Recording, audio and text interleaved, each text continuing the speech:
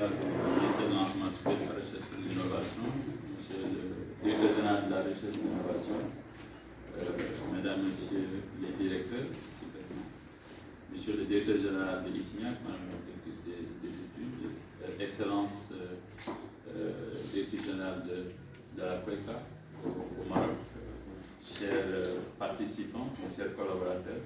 C'est avec grand plaisir que nous sommes là pour matérialiser les interactions que nous avons eues et qui ont démarré en 2017, donc avec la première mission sous l'égide de la COECA que l'ISEP Diamniadio avait eu à réaliser ici à IFNIAC et qui nous a valu justement que nous ayons reconnu IFNIAC comme un modèle qui nous permettrait de capitaliser, d'autant que nous sommes un institut d'enseignement supérieur qui va former dans les métiers de l'automobile et dans les TIC. Ce qui nous a encore conforté aujourd'hui, c'est le fait que depuis notre dernier voyage, c'était comme si en réalité IFNIAC en fait venait d'ouvrir ses portes.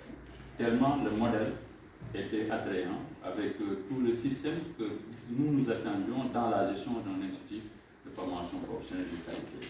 Donc à ce titre, je voulais féliciter pour les réseaux de l'IFNIAC.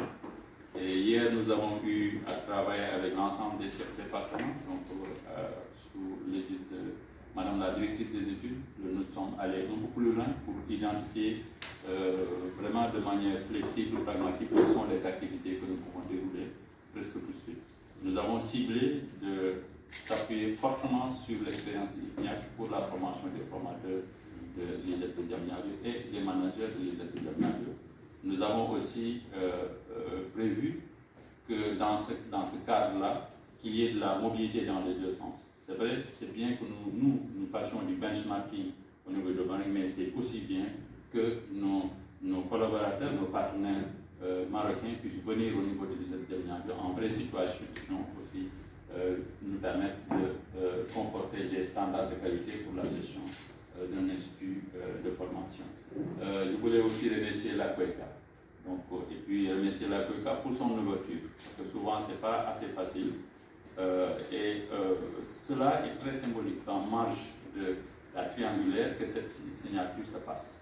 Parce que tout simplement, les objectifs de la triangulaire, c'est effectivement que les pays africains, je dis bien les pays africains, puissent bénéficier de l'expertise coréenne, mais cette expertise coréenne devrait aussi servir pour pouvoir amplifier les relations de partenariat entre les pays africains. Sinon, il n'y aurait pas de triangulation, il y aurait simplement en fait des relations directes entre la Corée et les pays isolement. Donc, je vous félicite encore pour vous dire que certainement ce partenariat sera suivi d'autres partenaires d'autres pays africains parce qu'ils nous l'ont dit, ils nous ont vu travailler en arrière-plan.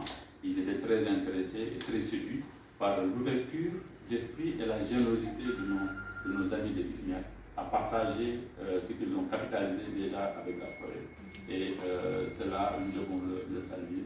Et je remercie aussi le ministère de l'Enseignement supérieur de la Recherche et de l'Innovation du Sénégal, donc, qui a réaménagé tout son programme pour justement rehausser de leur présence à cette cérémonie. Et cela démontre aussi du soutien que vous pouvez espérer de notre tutelle pour appuyer ce partenariat, sa mise en œuvre, que nous pensons justement être très éminent. Donc voilà ce que je voulais dire. Je vous remercie pour votre attention.